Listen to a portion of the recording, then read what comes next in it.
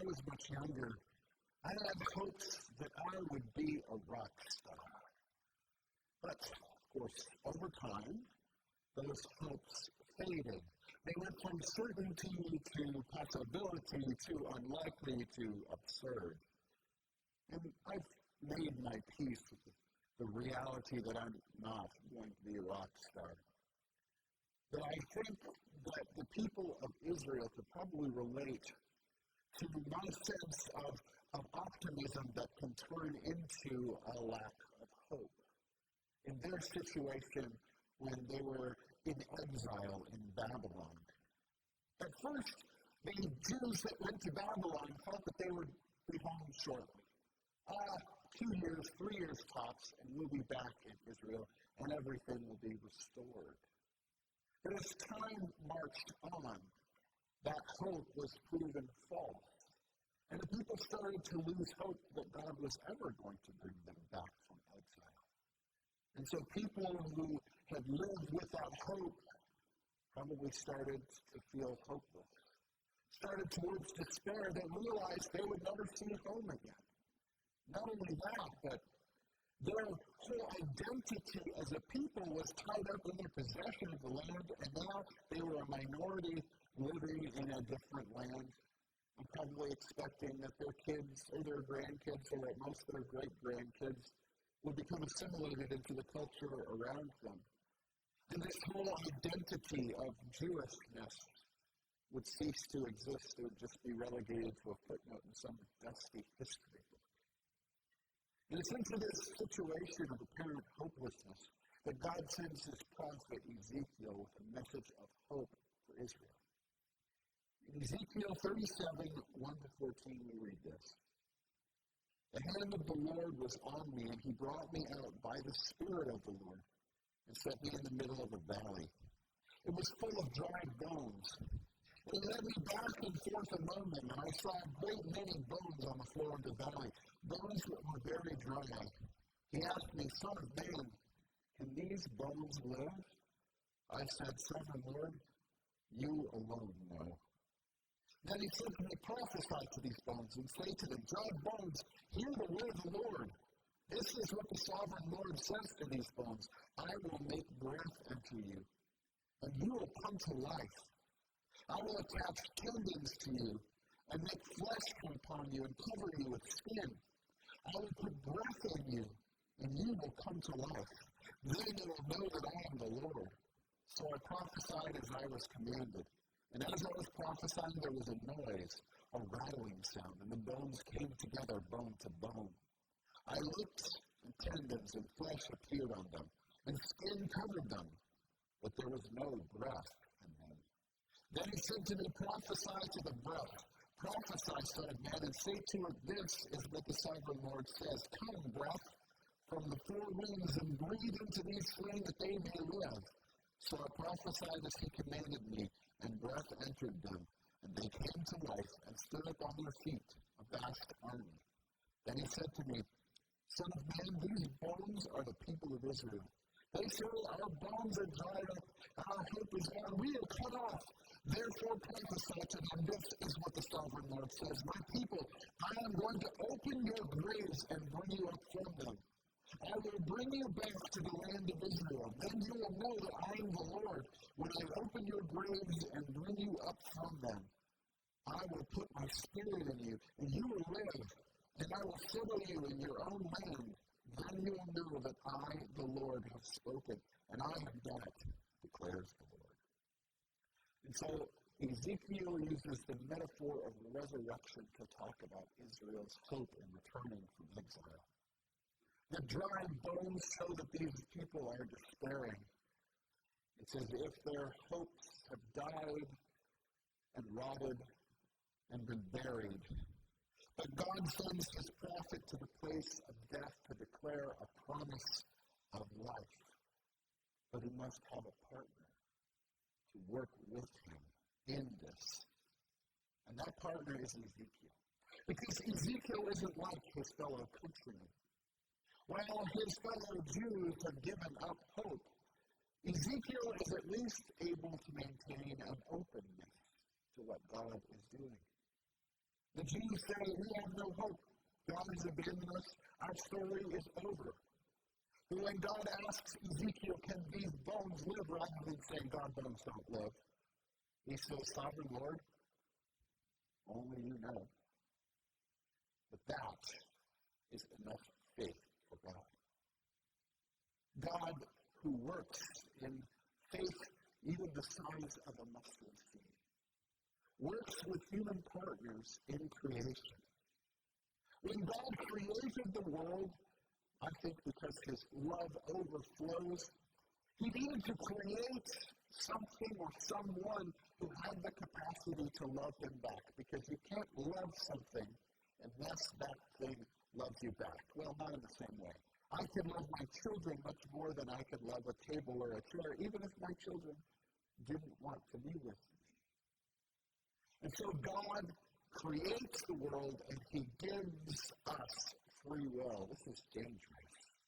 See, God is sovereign. By sovereign, I mean that God is able to do anything he wants to. He's right to do anything that he wants to.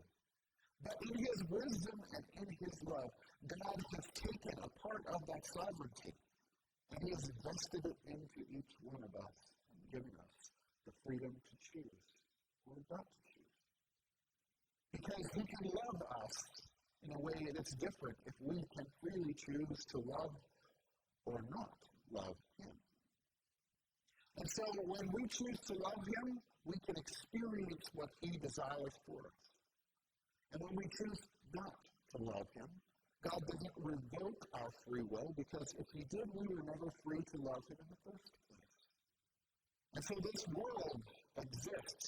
It does not reflect God's perfect will, because God honors the free will that he has given to each one of us. And because God respects that free will, he works with human partners. I think that's why he sends Jesus, the incarnation, because Jesus, while fully God, is also fully man. And on the cross, when Jesus says it is accomplished, at that moment, as he dies, one human life has been devoted from beginning to end to God's purposes. And that unlocks something about creation, because God works with human partners. The Spirit is poured out from God. And that Spirit fills the church. And the church now can live in a place of being God's faithful partner in creation. The authority for this act of resurrection that Ezekiel does comes from God. Ezekiel can't tell bones to come to life any old day of the week. He can speak till he's blue in the face and they will be dead. But when God commands him, now his words have authority. And in this, God works with his people. He empowers them with his authority to speak his will into the world. But in order for us to do that, we have to maintain some level of hope. We cannot give in to despair. Because if God tells us to pray for something, and we are absolutely convinced that it won't happen, why would we bother? And so, as his people, one of our primary responsibilities is to hold on to hope, even when our hope feels hopeless.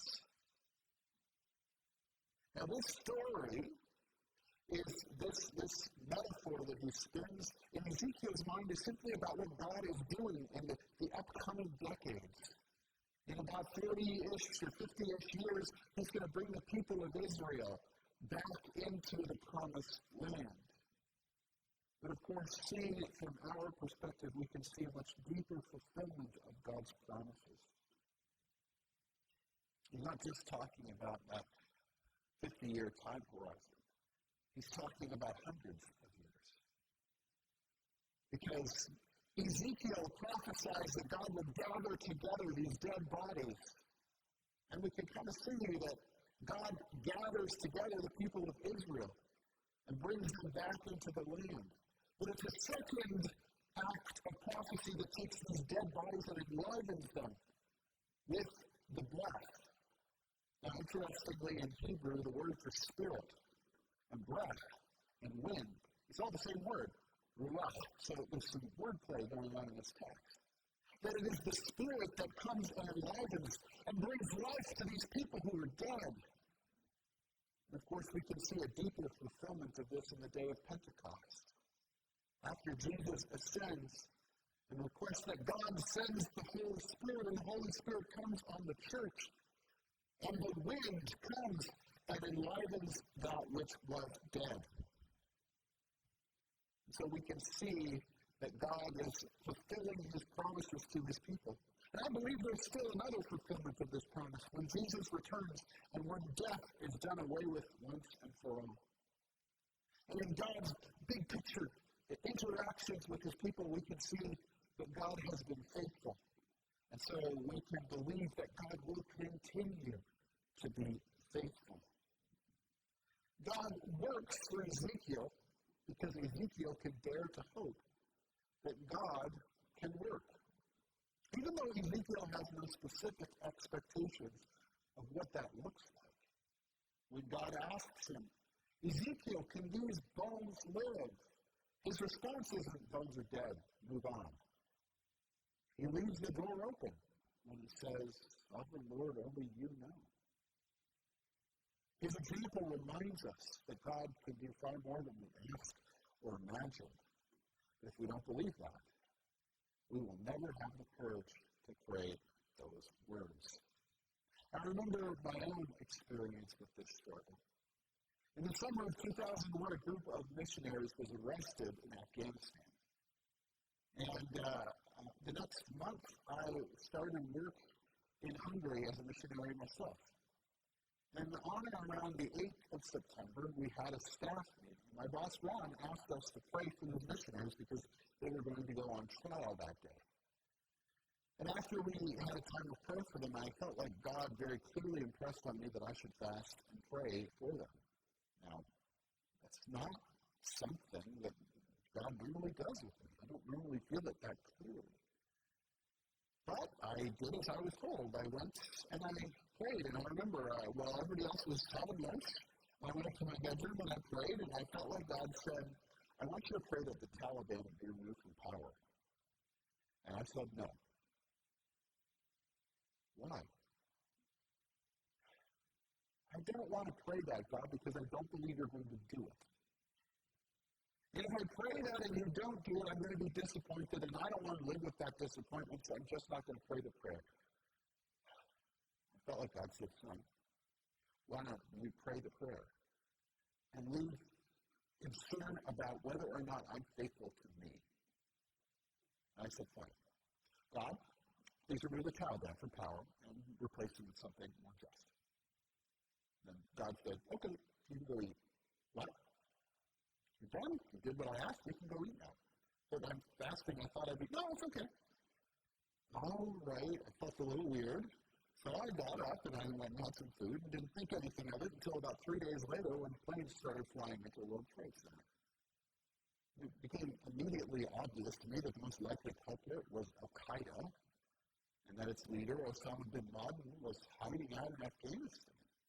And now the idea that the Taliban might be deposed from power anytime soon went from seeming like an outside, ridiculous hope to a probability.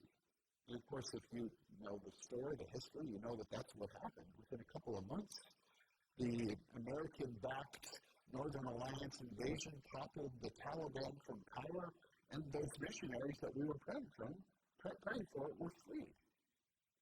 Now, I don't think that 9/11 happened because I happened to pray that the Taliban would be removed from power. But I feel like God used that experience to show me that sometimes he wants to work in the world. He's asking us to be his partners, to pray with him, to believe that he can do something, even something that doesn't seem likely or even possible. And so we have to look around at our world and look at the things that seem unlikely, look at the things that seem impossible, and maintain hope in the face of them. When I look at our world, I see the war in Ukraine. And I have no idea how God can resolve that war. It's one thing to stop the fighting, but to really bring peace means to bring brothers who are at odds with one another into reconciliation. How does God bring reconciliation between Ukrainians and Russians after all this happened in the last year? I don't know. It's a good thing I don't have to figure that out. God says, Son of man, can these bones live? And all I can say in response is, Sovereign Lord, only you know. When I look at our nation, and I see the relationship that's fraught between the indigenous people and between the descendants of the settler communities, and I think of all the injustices that have happened, I wonder, how on earth can these relationships ever be restored to a place of mutual benefit and trust? But I feel like God is saying, Son of man, can these bones live? Sovereign Lord, only you know. And I look in our community and I see that there are people who struggle with opioid addictions. And they don't have a lot of hope for treatment up here. And maybe they're left with their families trying to pick up the pieces. And the families are just, they can't continue with this whole cycle of relapse and then recovery and relapse and recovery. And people start to wonder, is there any hope for these kind of people? God is saying, Son of man, can these bones live? Sovereign Lord, only you know. Can we allow the story of God's redeeming work to so affect our consciousness that we can hope when hope is gone? That light can displace darkness. That good can triumph over evil. And that life can grow in places where only death has held sway. Can we imagine that world? And dare to hope, to pray, to speak. And as God leads and empowers us to act, partnering with Him and bringing it into its existence. Because it's only when we can maintain hope, enough hope to be open to God, that God will work in this world. And when He will send us, His prophets, into the place of death with the promise of life. And so let me ask you two questions in conclusion. If Jesus Christ, crucified and risen, truly is Lord, how does the extension of His Lordship over this world change the way that we experience the world? What does that world look like, and how is that different from the world that you and I live in every day of our life? Does that inspire our imagination? And secondly, do you have the hope to pray that world would come into existence? To leave yourself open to God working. When He says, Son of man, can these bones live? You say, Son of the Lord, only you know. Ultimately, God is asking us to join Him in praying, let your kingdom come, that your will be done on earth as it is in heaven. Let's hold on to hope, because the one we hope in is faithful.